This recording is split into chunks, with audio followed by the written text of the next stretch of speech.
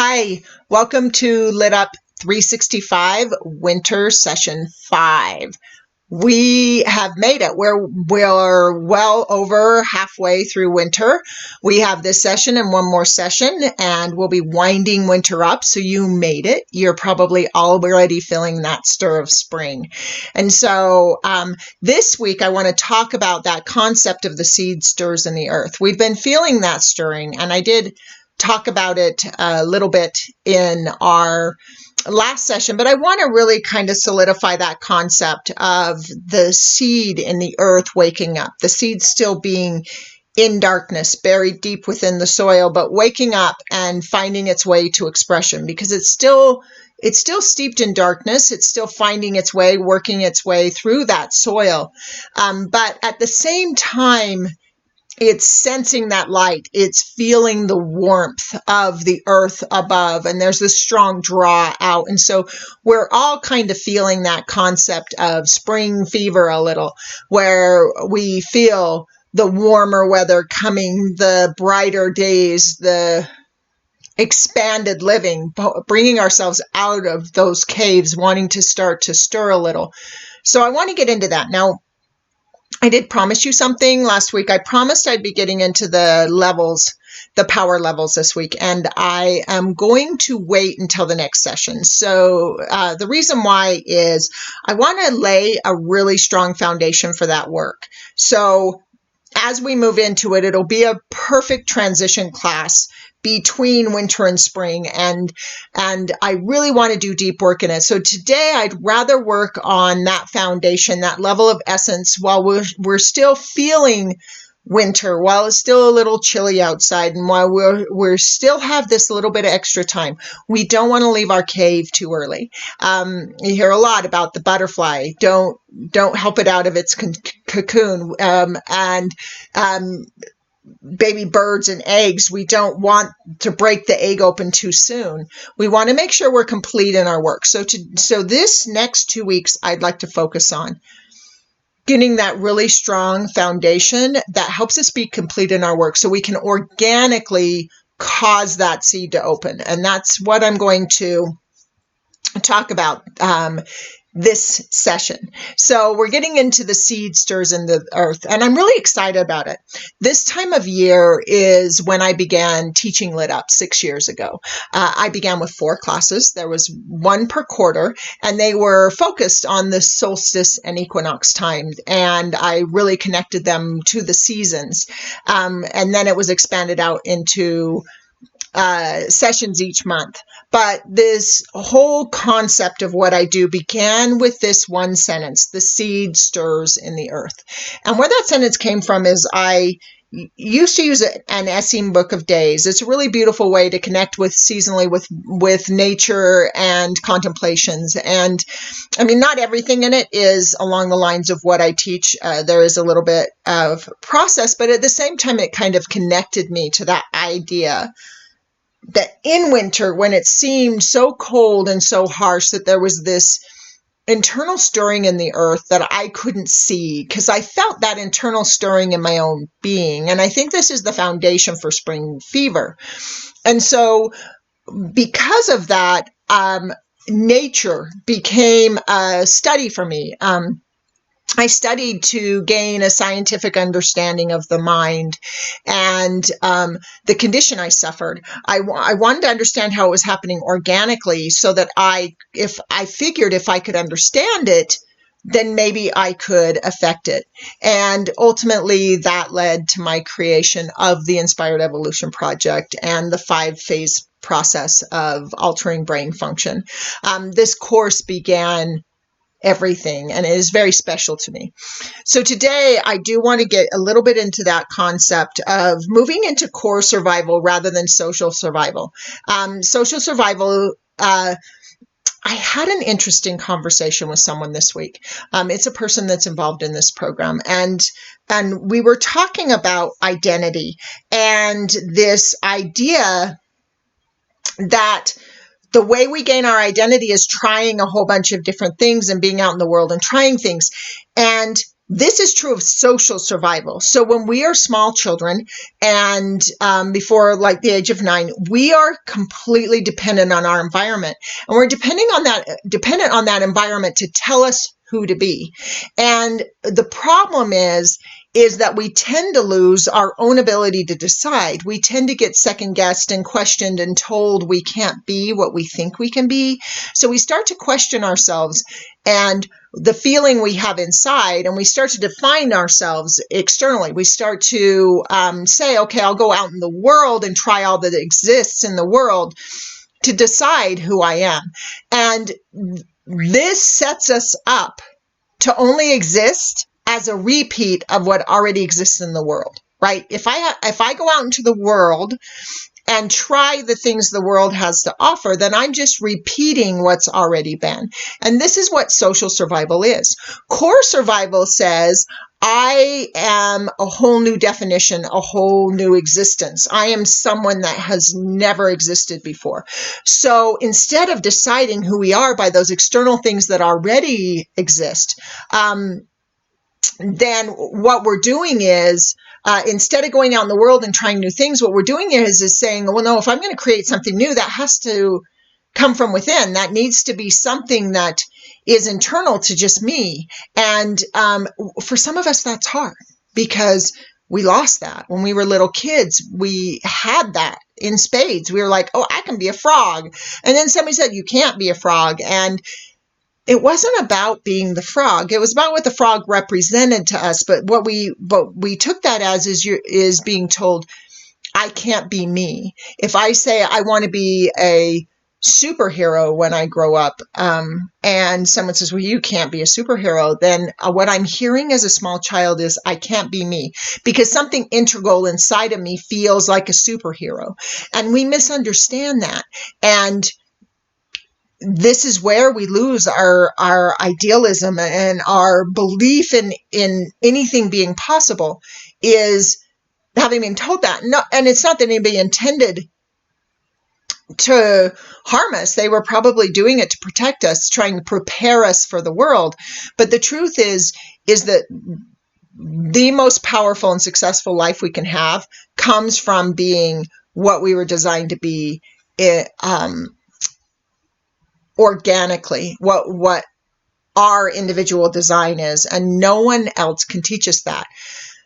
So this becomes a perfect example of how social survival doesn't work. If you are here to create something entirely new, something that has never existed before, then this can't be learned from the world around you. It must be learned from within, intrinsic to who you are. And this is where I mentioned last week that I'd refer back to this you are what you wear concept came to me, that creation is internal.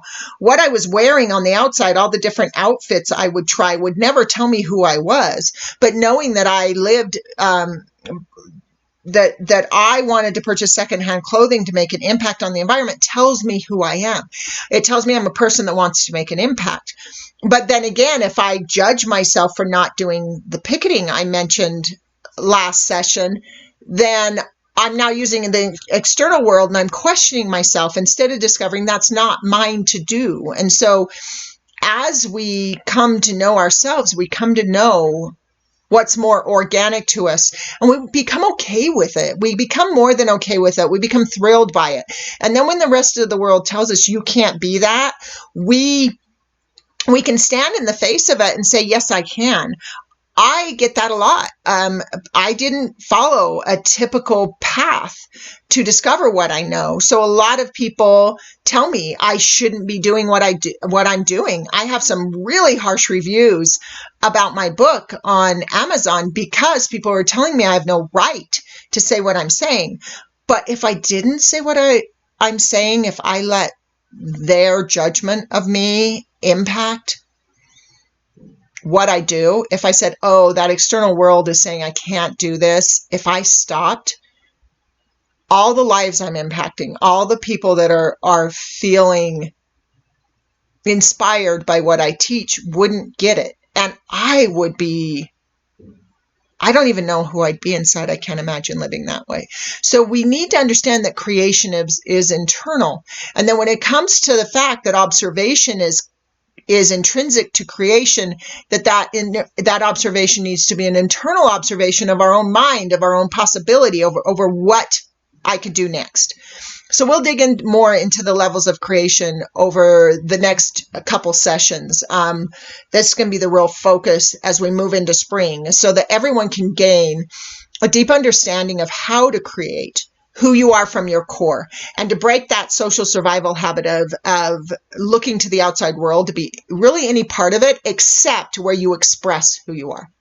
So I want to begin that conversation by talking about letting go of the duality of how we see ourselves versus our highest level of being. So I often speak to this concept of there's this, I gotta get that on the screen, gotta get used to that. There's this ideal of how we see ourselves, and it's way up here. And then there's how we see ourselves below that. That's how we see ourselves in the world. So we kind of almost see ourselves as a lesser version of ourselves. So if we look at that, okay, here is this high version, this high possibility. And then here is maybe how I'm seeing myself today. Maybe I'm striving to become this, to move up. Well, that's inaccurate according to nature. This is who I really am. And this is a lie my brain is telling me from all those people as I was growing up who were telling me you can't be that. You can't do that. And so I want to talk about that a little bit, this concept of shifting our perspective from higher and lower and needing to be better and more, and shifting that from a concept. And that's what I call a thermometer concept. So like there's the good and then there's the less, and I'm somewhere in the middle trying to get better. Like it's about breaking away from that concept and moving more to a radio dial, and not the radio dial where we're supposed to tune into some frequency that's the right frequency. No, this is about us developing our own frequency. I am a station on that dial. I am a frequency on that dial. And if I don't have a strong signal, I get overrun by the other strong signals. And that's just the way a radio dial will work. So it's not about better or worse. It's about how strong is your signal. How much of yourself are you expressing? How much of who you are is purely you, and not those external things you've learned or those conditions or the neurons you adopted from your parents. And this is a constant work to make ourselves more and more us, because we're born literally a compilation of the neurons of our ancestors. That's all we are. There's no newness except for the way we combine those neurons and use them in a different way. But still, all the neurons are still theirs. We want to make something entirely new. And we do this by defining ourselves. So I'm going to talk about establishing definition more in the next session with some exercise on power of a sentence. I'm going to be working on that soon, this next session or the one after. But first, to be able to do that, we need to know who we are as an individual. And I want to use myself as an example here to hopefully drive this point home. So I am, as an example of internal definition, I have two examples I want to use. The first one was that when I was a child, there was a thing I knew intrinsically in my being. If I love people enough, people will love themselves more and they'll stop hurting each other. But this taught me codependency in my environment. My environment taught me that this meant codependency. So what I learned from my environment growing up, from trying it the way it was being done around me, was if I love you enough, you'll change and stop hurting me. It's a very different concept. And it was really about love being the sacrifice of self rather than the fulfillment of self.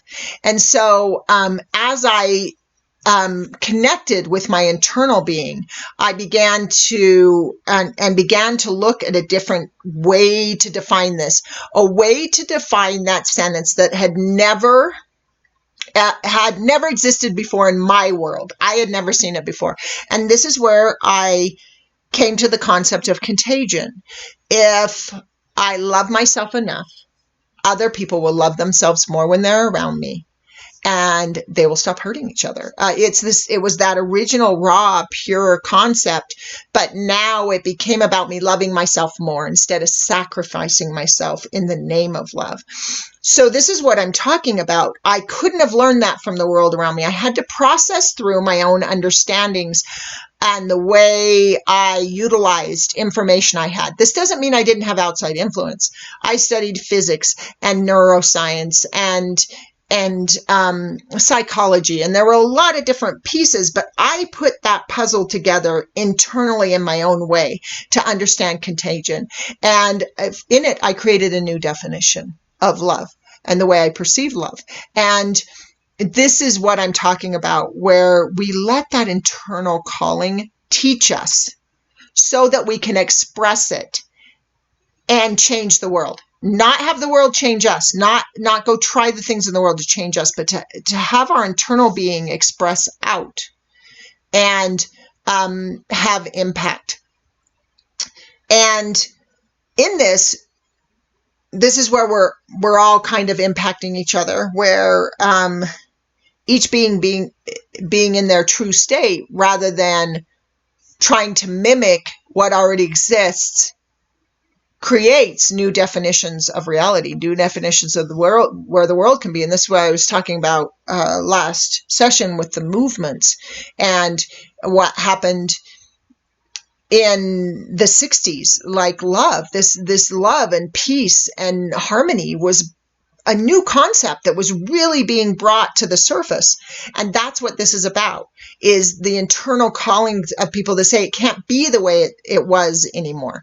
And so no one else could have taught me that. Another more extreme example is the concept of immortality. I have, since that time I was, as long as I can remember, believe that the human body was designed to be immortal. And the external world laughed at me. It still does sometimes. I have people literally laugh at me and explain to me repeatedly, no, the body's not immortal. The soul is immortal. You'll live on after death. And I'm not a person that believes that concept. I believe the human body is designed to be immortal. Do I know that I'll accomplish that? No, but I've learned about how to make my body healthier and healthier. I'm younger than I've been ever in my life. Even when I was in my 20s, I had a deteriorating body because my stress levels were so high. I had deteriorated discs in my back. I had problems with my diaphragm. I had problems with pleurisy and stomach. Oh, I had tons of stomach problems. I had already had surgeries and I'd had issues my whole life with my stomach. So I was already in a body with a lot of damage by the time while I was in my 20s. So at this point now in my 50s, I'm healthier than I've ever been, and I feel younger and stronger, and my body reflects that. So do I know that I'll be able to master what I'm learning about brain function and the ability to help the body regenerate at a high level? I don't know. But what I do know is that my belief, that internal core belief that wasn't reflected in the world around me, still isn't. Everything I know about making my body healthier has come from my internal studies. And even the outside information I get, my mind alters in a way. And so in this way, I am expressing a new possibility of immortality. And like I said, will I be able to fulfill it? I don't know, but that's not the point. The point is I'm making my life better through it. And that's the point of expressing. That way you know yourself in the core of your being, even if you're disconnected for it, is going to transcend all of your suffering. It's there to create something. There's something I wanted to share, and I wasn't sure if I shared it before, but if I did, I'm going to share it again anyway, because I love it. I was involved in an organization that was taught that thoughts are things, that what we think creates our reality. And I don't fully believe that anymore. As you know, I believe it's the way we experience reality, but it's all side effect of brain function and chemical. And so the conversation we were having is that our beliefs create our reality. And I said, well, what if your belief is that your beliefs don't create your reality? And the teacher I had at the time thought I was being facetious and difficult. And I'm like, no, this is a legitimate question to me. As I'm exploring this idea of my beliefs creating my reality, what happens in a dichotomy like this? And they didn't have an answer for me, but I didn't let go of the question. I sat with it for about 3 weeks. And in about 3 weeks, this really clear thought came to mind. And this thought came internally. I didn't hear it anywhere else. I didn't learn it from anyone. I didn't go out and study it or try to find it. I sat in the silence until it emerged from within me. And that sentence was, what if I believed there was something, or instead of believing my beliefs create my reality, what if I believed there was something so powerful within me that it could overcome any belief, any limitation, any thought? What if I believed that? And I got chills. My whole body felt awake and alive because I connected with a level of belief that was my own, that was internal to me. And this is what I'm talking about. What is that internal thing in you that can overcome every limitation, every suffering in your life? What is it that exists in you that can do that? My study of immortality ended up leading me to my study of nature and why immortality is a natural state. And it brought forth, again, this concept that I teach. So I talk a lot about the fact that what I teach about the brain is a combination of neuroscience, psychology, education, and pharmacology. But there's one fundamental piece that's actually the fifth element of it that I often don't reference, and that is nature. That nature controls everything. And not just surviving. Nature's goal is not just to survive. Nature's goal is to thrive. Nature's goal is to have life beget more life. That's what nature always wants, is more life. And so it wants thriving. And so I started the study of nature, and I realized that there were 3 critical aspects to thriving. I thought, if I'm going to try and live forever, I need to connect with how nature thrives, because grass lives forever until it doesn't have one of these aspects, these 3 aspects I want to talk about. The grass on the mountain, the Wasatch Front behind me. Right now, I don't know how many thousands of years that grass has existed, but it has existed, and it doesn't die every winter. It hibernates. It draws within itself, but that grass has lived. And so I often use the reference of grass as how life can be immortal, but it does require 3 critical aspects to do that, and I want to talk about those real quick. So the first is nourishment.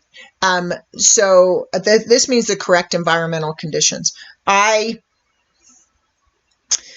So grass needs food, it needs water, it needs sunlight, right? I need all those. Also, as a human, when I look at what we need to thrive in nourishment, there are the 4 things that the brain needs to thrive. It needs food, protein, and healthy sugars, but there's this foundation of protein that builds the neurotransmitters, and there's a lot of different levels of protein, so I won't get into them, but we need food. We need nourishment. We need exercise. The human body is one that is not meant to be still. It's meant to move, and so we need to physically move to have a healthy body. The 4th level of nourishment we need is social connection. Humans are not a pack animal, but we are a social animal, and we do need social connection. And even when we move beyond social survival mechanisms and tribe, we still need to connect with humanity. That concept is 7.5 billion people on the planet are my tribe, and that I'm connecting to them creates a healthy brain. The other thing it needs is stimulation. So part of that nourishment I look at as the practices that I teach. So that's the first aspect, that nourishment, all these things that we need. So that grass needing food, water, sunlight. us needing the same, and the things that I've listed. The second thing we need is non-interference. So we need to be not affected by outside influence. Again, this is if I go to grass and pour chemicals on it or uproot it, it's going to have a difficult time thriving, maybe even surviving. This is true for us too, non-interference. So if I get shot, I'm going to have a hard time thriving. But again, I want to move beyond just that simple physical outside interference and talk about being taught from the outside. Interference is what began killing us in the first place. Being told we couldn't be, that we couldn't create that magical world we believed in as children. That was an outside interference that interfered with our natural occurrence. When I do trajectory shift meditation, it's all about what would your life have looked like if you were not interfered with, if no one told you couldn't be who you are. So non-interference is critical. The third aspect of thriving that nature needs is to be a healthy part of the ecosystem. Grass has this in the fact that it's food for a lot of plants. It doesn't produce a lot of oxygen, but it does balance air molecules. It is a food source. So it protects the earth underneath. It filters groundwater, things like that. So grass is a healthy part of the ecosystem. We also need to be a healthy part of our ecosystems. We need to contribute to both our species and the ecosystem of the planet. And the way we do this is by participation, by value base.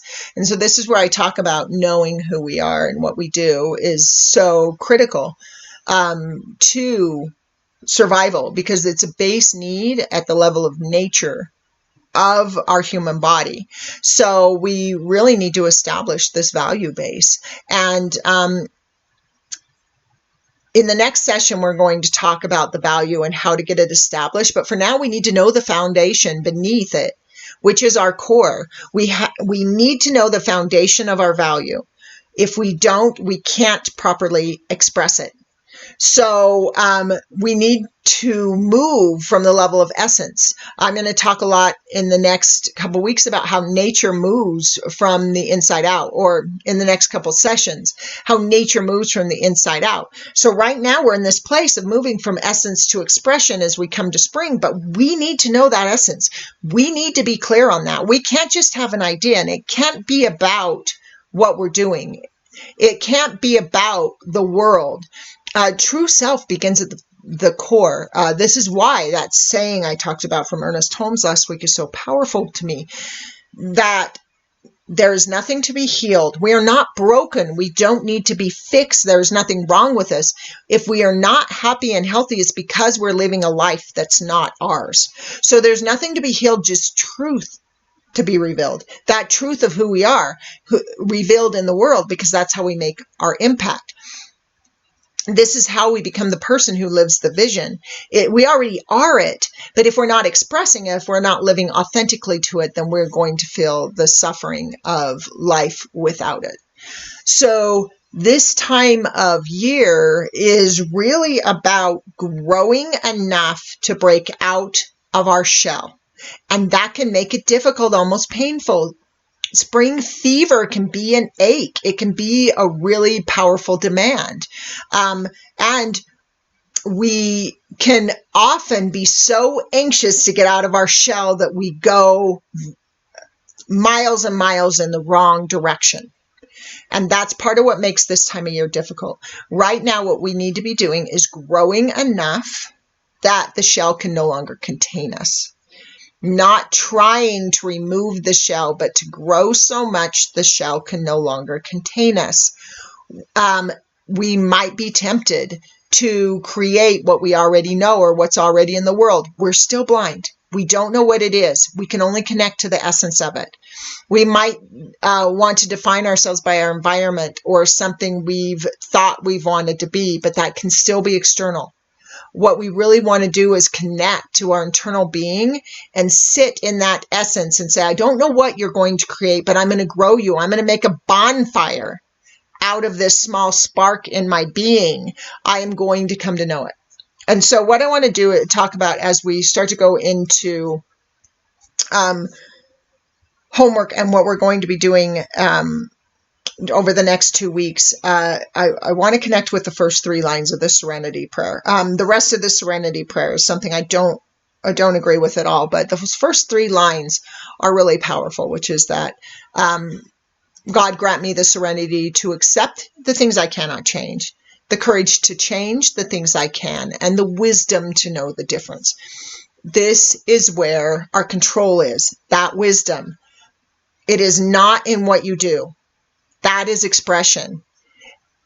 We need to remember our real power is not in what we do, it is in who we are. Who you are naturally feeds what you do. And sometimes having lost connection with that is the part that makes us want to do too much, want to put our power in doing, because we felt that loss of connection and we're afraid to go there again. Because the first time we tried, people said no. They said you can't. And not only did they tell us we couldn't, they told us it wasn't safe to do so. You can't be a rock star. Have a backup plan. You have to have a job and go to work and and pay rent and pay for food. All of our parents told us about those demands of the world, and to a small mind that scares us. So sometimes we can be afraid to step into that or not know what it is because we're so disconnected, and that can feel scary. But even if you don't know what it is, it's there.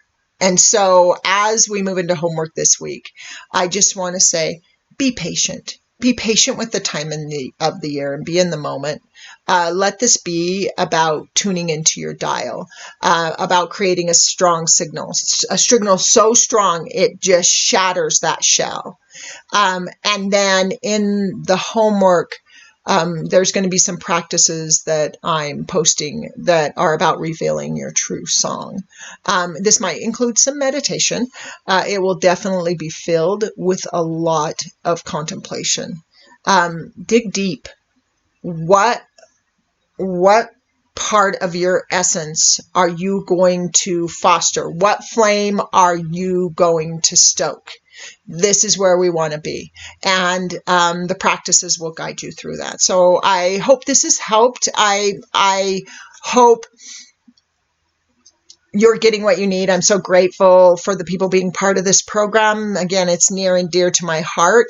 And so I hope it's waking up something in you, something inspired and life-altering. I do wish you tremendous success on your journey.